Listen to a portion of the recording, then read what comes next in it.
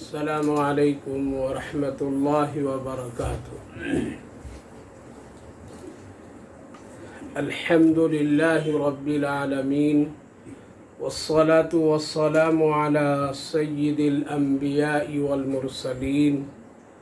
وعلی آلہ واصحابہ اجمعین، اما بعد فاعوذ باللہ من الشیطان الرجیم، بسم اللہ الرحمن الرحیم۔ انا اعطیناک الکوثر فصل لربک وانحر ان شانئک هو الابتر۔ صدق اللہ العظیم۔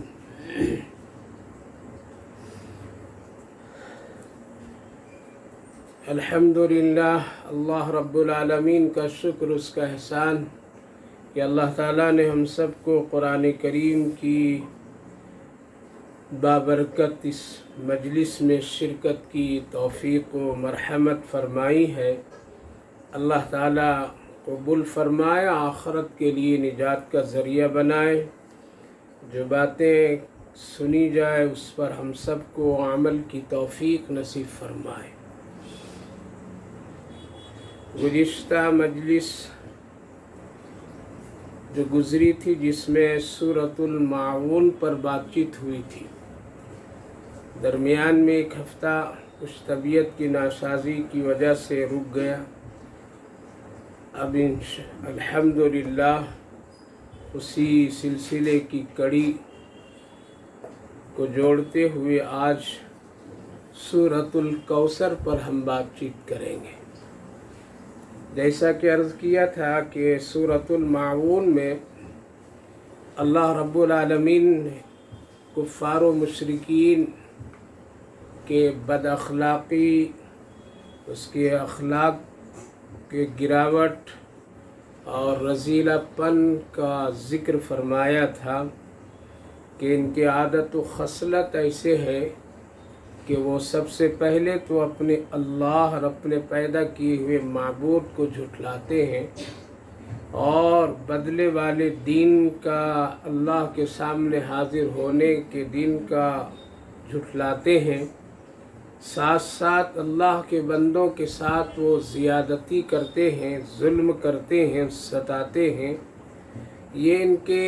اخلاق کی گراوٹ کی بہت بڑی علامت اور پہچان ہے۔ اس کے ساتھ ساتھ دھوکہ اور عبادات میں سستی اور کاہلی، حقیر سے حقیر چیز، چھوٹی سی چھوٹی چیز کو بھی کسی کو دینے لینے اور اس پر ترغیب دینے سے لوگ روکتے اور منع کرتے، جو ایک اچھے انسان اور اچھے اخلاق والے کی یہ عادت نہیں، بلکہ رذیل پن لوگوں کی ایسی عادتیں ہوتی ہیں۔ تو اللہ تعالیٰ نے اس سورۃ پاک کے بعد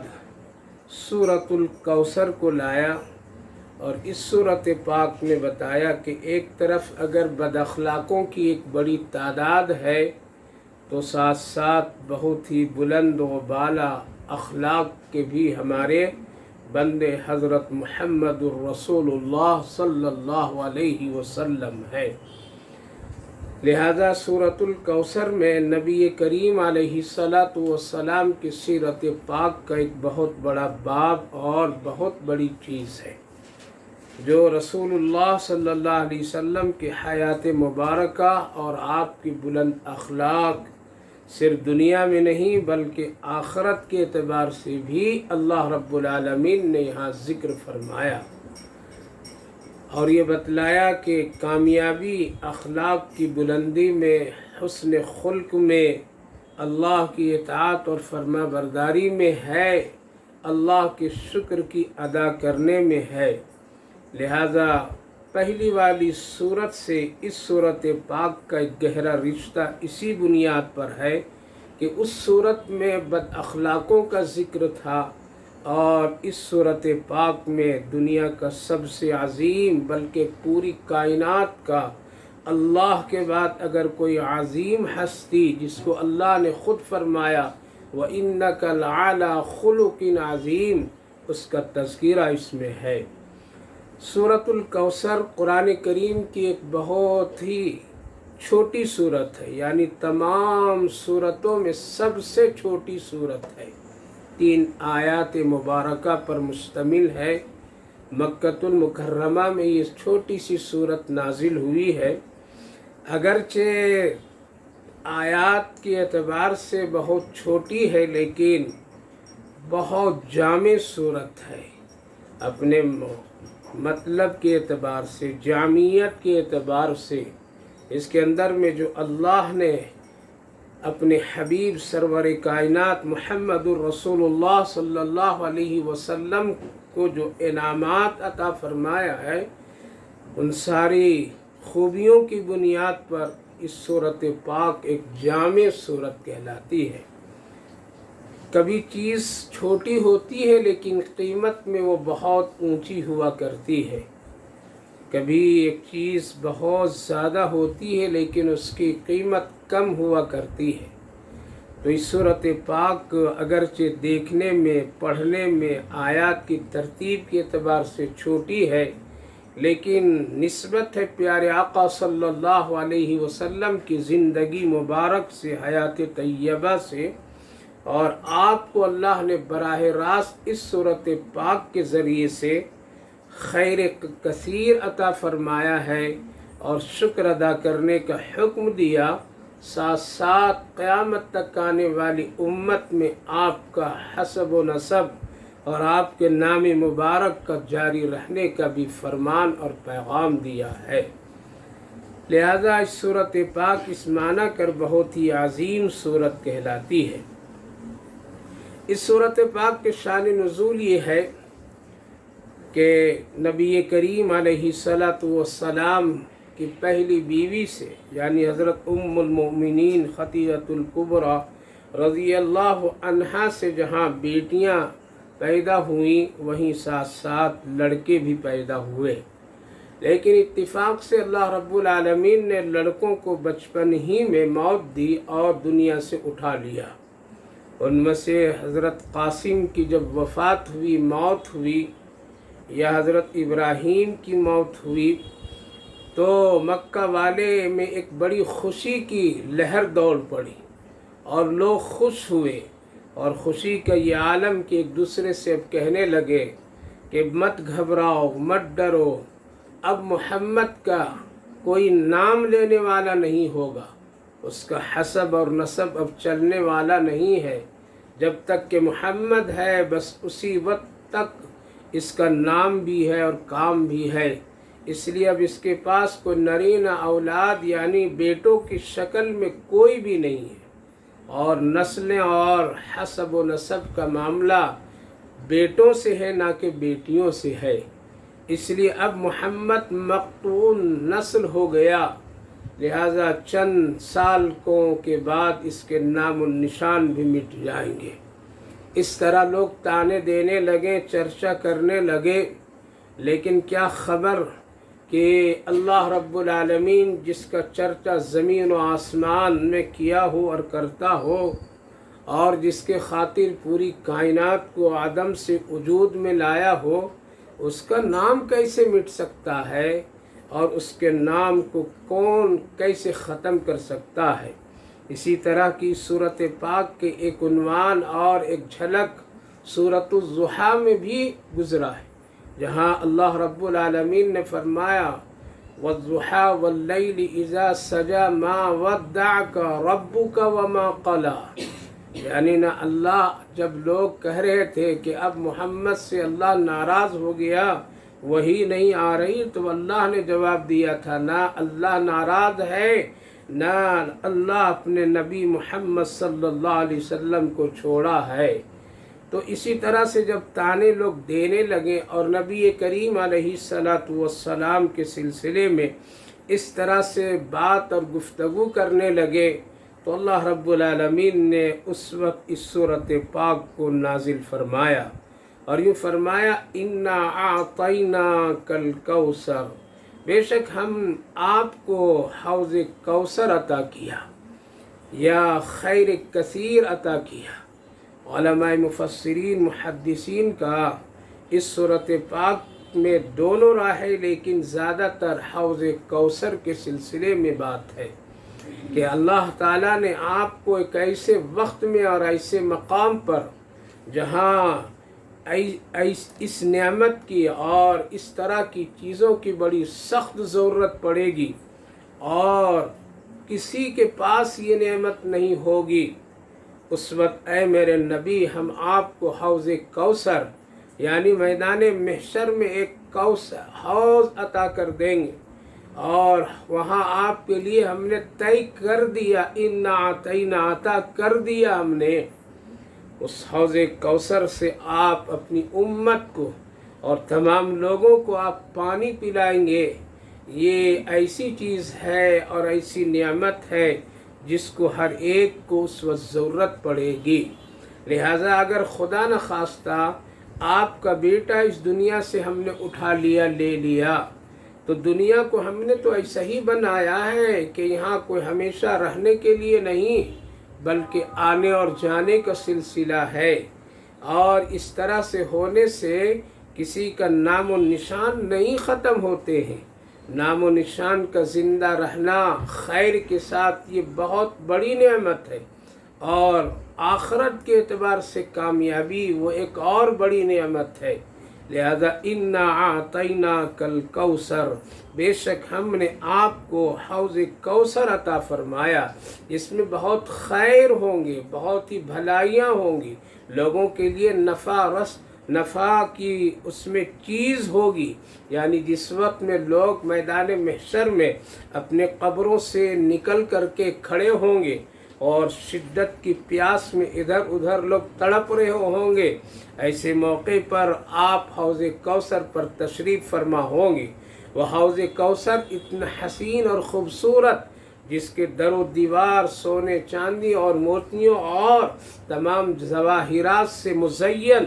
جو اس طرح کی دنیا میں کوئی تصور اور سوچ بھی نہیں سکتا ہے۔ اتنے حسین اور خوبصورت، جس میں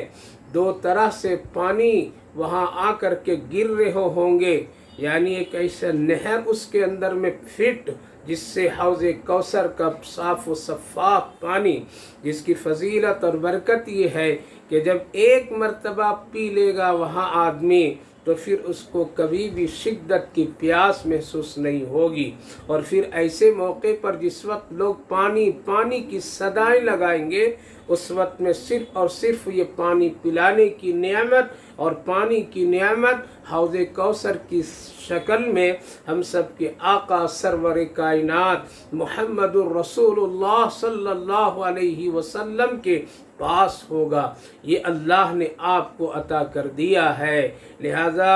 آپ دل میں چھوٹا پن پیدا مت کیجیے، ان کافروں کی باتوں سے غمزدہ مت ہوئیے۔ ہم اگر ایک نعمت لیتے ہیں تو اس سے کہیں بڑی کوئی خیر اور بڑی نعمت بھی عطا کرتے ہیں۔ انا اعطیناک الکوثر، میرے بھائیو بزرگو، یقین جانیے جب پانی انسان کو ضرورت کے طور پر میں محسوس اور اس کی ضرورت پڑتی ہے اور پھر نہ ملے تو پھر آدمی کتنا پریشان ہوتا ہے، اور اس وقت جس وقت شدت کی پیاس ہو، ہونٹ چمٹ جاتے ہو، زبان خشک ہو جاتی ہو اور پانی کے طلب اندر سے ہو رہا ہو، تو ایسے موقع پر ایک انسان کو کسی کے ذریعے سے پانی کا مل جانا ایک بہت بڑی نعمت ہے۔ اللہ کے رسول صلی اللہ علیہ وسلم نے اسی لیے فرمایا، پانی پلانا، پانی کا جاری کرنا ایک بہترین صدقوں میں ایک صدقہ ہے۔ اللہ کے رسول صلی اللہ علیہ وسلم کبھی بھی کسی کو نہیں منع فرمایا کہ کسی پیاسے کو پانی مت دو، بلکہ آپ ہمیشہ پانی پلانے کا حکم دیا، پانی کے سلسلے میں صدقہ جاریہ کرنے کا حکم دیا، اور آپ پانی کے سلسلے میں لوگوں کو اس کی ترغیب اور ثواب بتائیں۔ مدینہ طیبہ میں ایک واقعہ اسی سورۃ پاک کے ضمن میں مختلف علماء کرام ذکر کرتے ہیں، کہتے ہیں کہ جب نبی کریم علیہ السلام ہجرت کر کے مدینہ پاک تشریف لائے تو وہاں ایک میٹھا کنواں جو یہودی کے قبضے میں، جس کی بڑی تفصیلات احادیث مبارکہ میں موجود ہے، ہم یہاں صرف مختصر 2-4 ضروری باتیں عرض کرنا چاہتے ہیں۔ جب مدینہ طیبہ میں پانی کی بڑی شدت ہوئی اور یہودی مسلمانوں کو پانی نہیں دے رہا تھا، اور ایسا اتفاق ہوا کہ 3 دن تک کے لوگوں کے لیے پانی بند کر دیا، اور کسی کے یہاں پانی اب میٹھا نہیں ہے، سب لوگ پریشان ہیں۔ اللہ کے رسول صلی اللہ علیہ وسلم کے پاس صحابہ کی جماعت بیٹھی ہوئی ہے۔ اتفاق ایسا ہوتا ہے کہ حضرت عثمان غنی رضی اللہ عنہ دیر میں تشریف لاتے ہیں۔ اللہ کے رسول صلی اللہ علیہ وسلم کی اس پریشانی کے حالات میں آپ دیکھتے تو آپ نے کہا یا رسول اللہ، اگر آپ ارشاد فرمائیں، اجازت فرما دیں تو میں اس یہودی سے وہ کنواں خرید کر کے اپنے بھائیوں کے لیے وقف کر دوں، اپنے بھائیوں کے لیے پانی کا انتظام کر دوں۔ اللہ کے رسول صلی اللہ علیہ وسلم نے بہت ہی آپ کو خوشی محسوس ہوئی۔ آپ نے فرمایا عثمان، اگر یہ کام کر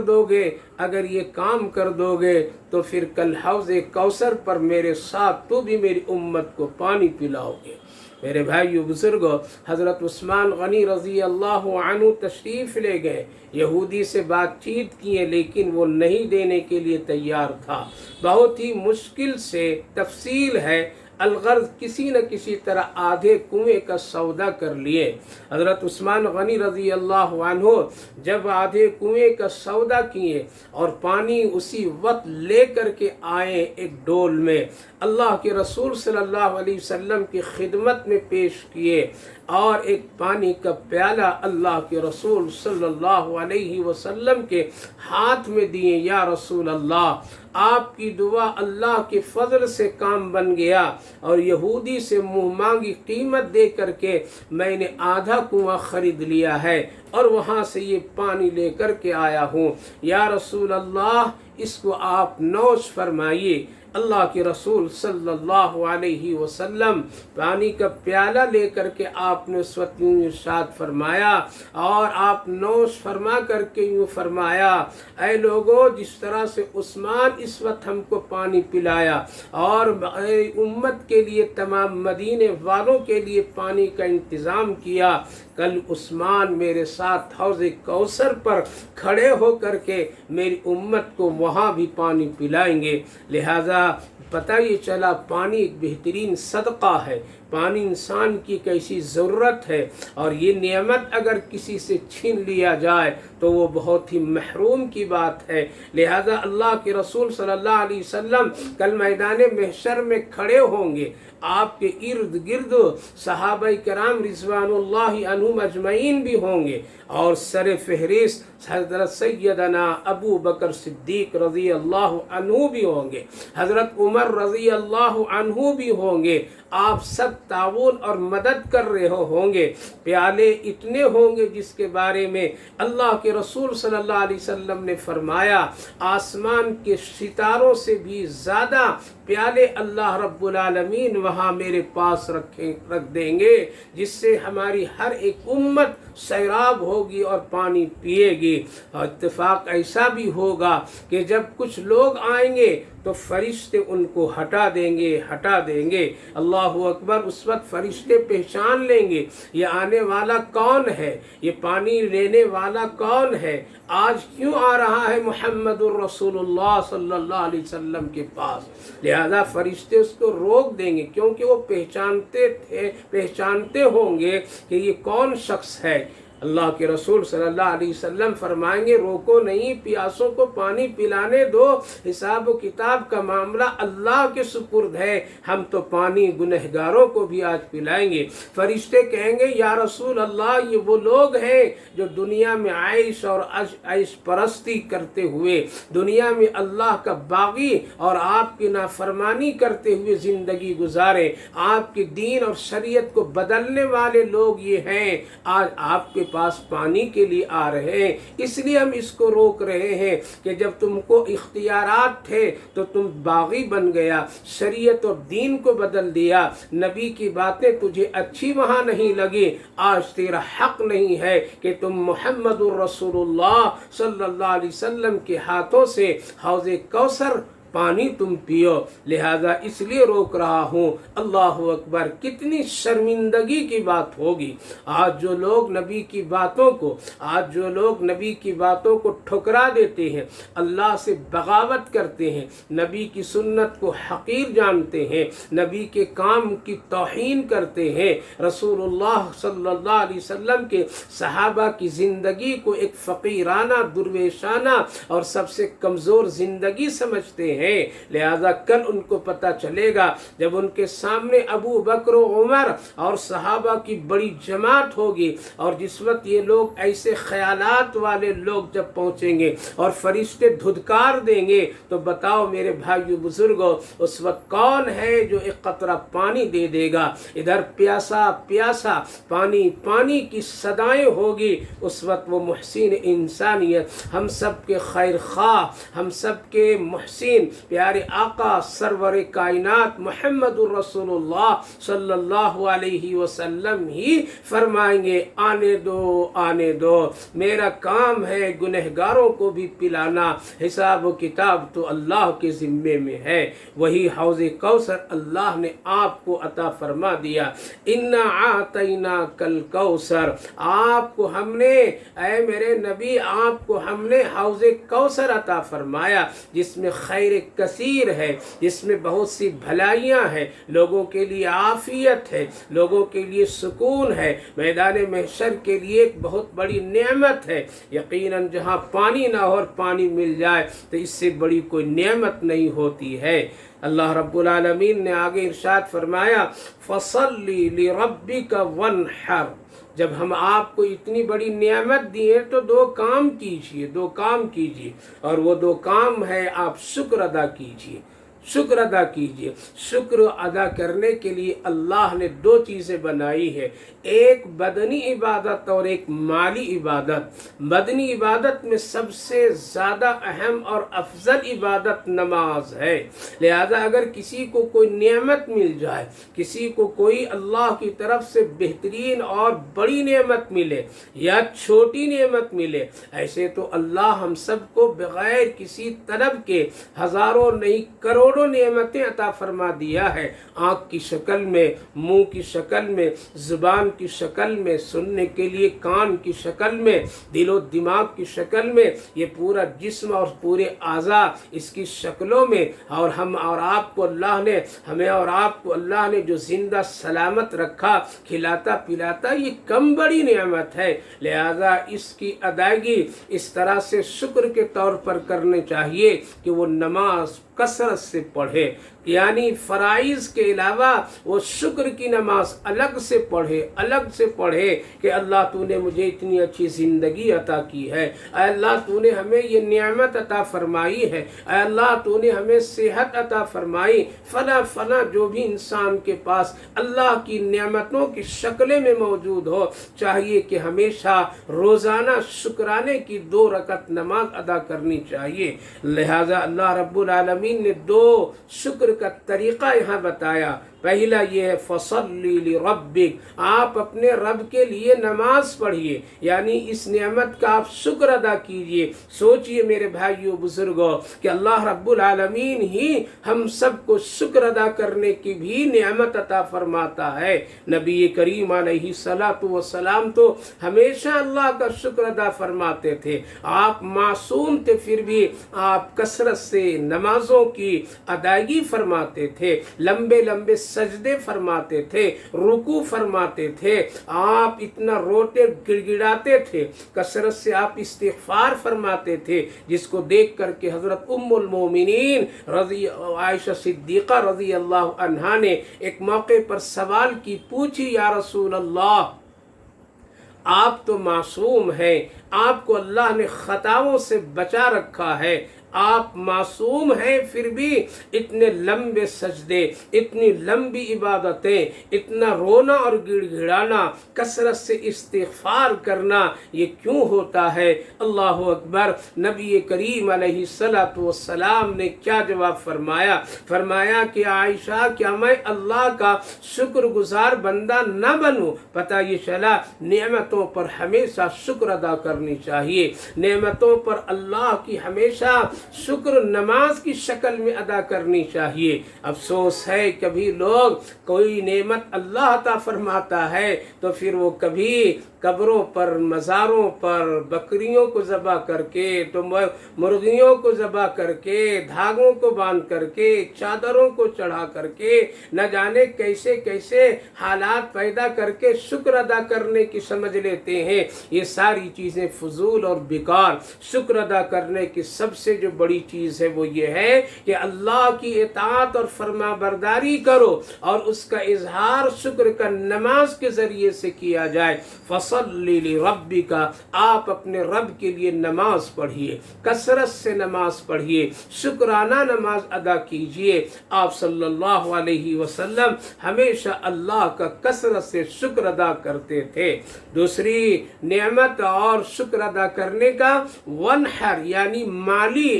شکر۔ اللہ رب العالمین کی عبادت دو ہی شکلوں میں لوگ کرتے ہیں، ایک بدنی عبادت جو نمازوں کی شکل میں، روزوں کی شکل میں، مالی عبادت ہے جو حج اور زکوٰۃ کی شکلوں میں ہے۔ پتہ چلا کہ ونحر، اسی لیے قرآن کریم میں جگہ جگہ بدنی عبادت اور مالی عبادت کا ساتھ ساتھ تذکرہ کیا ہے، وَأَقِيمُوا الصَّلَاةَ وَآتُوا الزَّكَاةَ، لیکن یہاں ایک نمایاں کام اللہ رب العالمین نے اور ایک الگ شکر کا درجہ دیتے، تو اللہ تعالیٰ نے شکر کی دوسری جو شکل وہ مالی طور پر فرمایا ہے، اور یہاں قربانی کا خاص کر ذکر فرمایا۔ فَصَلِّ لِرَبِّكَ وَانْحَرْ، آپ اپنے رب کے لیے نماز پڑھیے اور قربانی کیجیے۔ علماء مفسرین فرماتے ہیں کہ خاص کر قربانی کا کیوں ذکر کیا ہے اللہ نے؟ وجہ اس کی یہ ہے کہ کفار و مشرکین جانور وہ ذبح کرتے تھے لیکن مشرکانہ طور پر کرتے تھے، اور اس کو وہ بہت بڑی ایک عبادت سمجھا کرتے تھے، اور اللہ کو راضی کرنے کا وہ ذریعہ سمجھتے تھے۔ تو اللہ رب العالمین نے اس بنیاد پر قربانی کا ذکر فرمایا، اور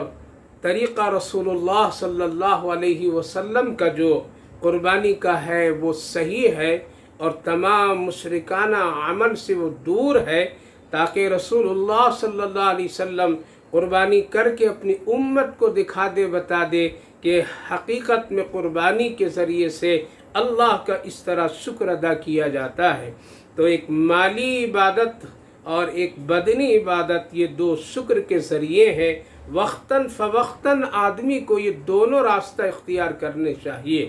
ظاہر ہے کہ جن کے پاس مال ہے وہ تو کبھی بھی صدقات کر سکتے ہیں، مال ہے تو کبھی بھی وہ کسی جانور کو صدقے کے طور پر میں ذبح کر کے غربا میں تقسیم کر سکتے ہیں، مال ہے تو وہ قربانی کر سکتے ہیں۔ لیکن جو اللہ کے کچھ ایسے بندے ہیں جن کے پاس مال نہیں، تو پھر ایسے حالات اور ایسے موقع پر اللہ رب العالمین اپنی عبادت، وہ جو سب سے عبادت میں افضل اور بہتر ہے، اس کا حکم دیا، اور وہ نماز ہے۔ لہذا کوئی بھی نعمت حاصل ہو جائے اللہ کی جانب سے تو شکر ادا کرتے رہنا چاہیے، کبھی نمازوں کی شکل میں تو کبھی صدقات اور خیرات کی شکل میں۔ اِنَّ شَانِئَكَ هُوَ الْأَبْتَرُ، اللہ رب العالمین نے کیا خوبصورت جملہ فرمایا، اور ان سب کفار و مشرکین کا جواب دیا۔ فرمایا یقین جانو تمہارا دشمن ہی وہ ہے جس کی جڑیں کٹی ہوئی ہے۔ یعنی وہ لوگ کہتے ہیں کہ اب آپ کے نسل نہیں، اور آپ کی بات اب ختم، نام لینے والا آپ کا کوئی بھی نہیں، اس لیے آپ کے پاس کوئی مرد بچہ نہیں ہے، لہذا آپ کا حسب و نسب سب ختم، جب تک آپ ہیں آپ کے بعد اب کوئی نہیں۔ اللہ رب العالمین نے فرمایا جان لو دشمن ہی کے نام ختم ہوں گے۔ ابتر اس کو کہتے ہیں کہ جس کے نسل آگے نہ بڑھے۔ اہل عرب میں اس جملے کو اسی لیے استعمال لوگ کرتے تھے، ایسا شخص جس کے نسل آگے جانے والی نہ ہو، یعنی کوئی اس کے یہاں مرد بچہ نہ ہو، اولاد نہ ہو جو اس کے نسلوں کو آگے بڑھا کر کے لے جائے، इसलिए वो लोग अबतर कहा करते थे। नबी करीम अलैहिस्सलातु वस्सलाम के तरफ से अल्लाह ने जवाब दिया, ये बेनाम होंगे, इनका नाम कटेगा, इनका नाम मिटेगा। ऐ मेरे रसूल, ऐ मेरे महबूब, आपका नाम न कभी कटा है न कटने दिया जाएगा। आप हमेशा हमारे साथ हैं, जहाँ मैं रहूँगा वहाँ आप भी होंगे। ला इलाहा इल्लल्लाह मुहम्मदुर रसूलुल्लाह। इसके अलावा मेरे भाइयों बुजुर्गों, अल्लाह के रसूल सल्लल्लाहु अलैहि वसल्लम की रूहानी निस्बतें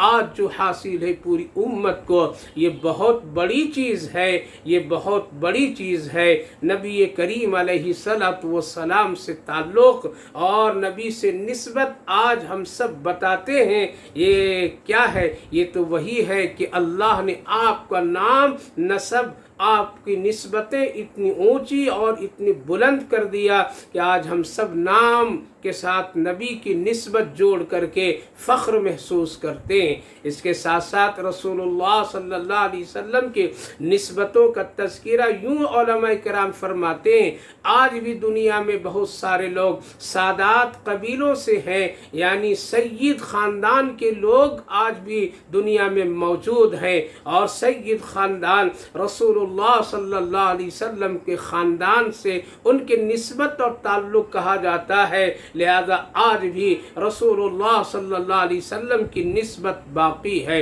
लेकिन इसके अलावा वो लोग जो लोग कहते थे कुफ़ार व मुशरिकीन, आज उनका नाम का कोई तज़किरा नहीं, कहीं उनके ख़ानदान का कोई हसब और नसब नहीं, कहीं उनका कोई शुमार नहीं, मिट गए वो मिटा दिए गए। अगर कुरान करीम में उनकी बदमाशियों का तज़किरा और इबरत के तौर पर में उनके बदअखलाकियों का तज़किरा कुरान में मौजूद नहीं होता, मुफस्सिरीन मुहद्दिसीन जिक्र नहीं किए होते, तो आज उनको कोई जानने वाला भी नहीं होता। लिहाजा रसूलुल्लाह सल्लल्लाहु अलैहि वसल्लम की नस्बी यानी रूहानी एतबार से भी आज ये निस्बत बाकी है। इसके अलावा गौर कीजिए कि आज पूरी दुनिया में अज़ान की शक्ल में जहाँ अल्लाह का नाम वहीं मुहम्मदुर रसूलुल्लाह का नाम, और एक एक सेकेंड एक एक पल पल में रसूलुल्लाह का नाम लिया जा रहा है, नबी का तज़किरा हो रहा है, नबी की बातें कही जा रही है,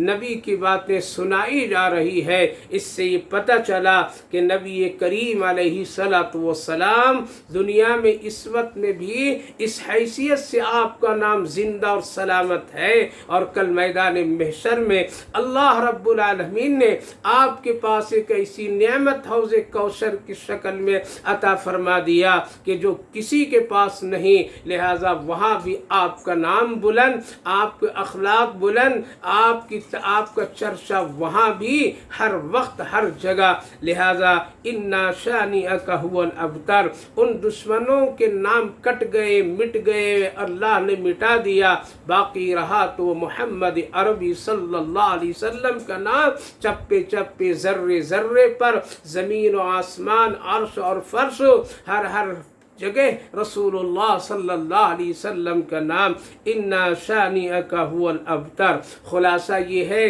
कि इस सूरत पाक में अल्लाह रब्बुल आलमीन ने तीन बातों की तरफ तवज्जो दिलाई। एक तो ये है कि याद रखो, अगर हम तुम्हारे से कोई नेमत अगर ले लें तो हम तुझे उसका बदला ज़रूर देते हैं। जैसा कि नबी करीम अलैहिस्सलातु वस्सलाम का बेटा अल्लाह रब्बुल आलमीन ने ले लिया और बचपने में वफ़ात दे दी, अल्लाह ने उसके बदले में हौज़े कौसर अता फरमाया। तीसरी बात यह है, अल्लाह की नेमतें हम सब के साथ बहुत है, अनगिनत है, अनगिनत है। किसी नई नेमत के इंतज़ार न कीजिए कि वो मिलेगी तो हम शुक्र अदा करेंगे। अल्लाह की नेमत पैदाइश से लेकर के कब्र तक के नेमत ही नेमत है। लिहाजा हर वक्त हमा वक्त इबादत की शक्ल में अल्लाह का शुक्र अदा करते रहना चाहिए। मुमकिन हो तो 2 रकत रोज़ शुक्र की नमाज अदा कीजिए। सारी नेमतों की तरफ से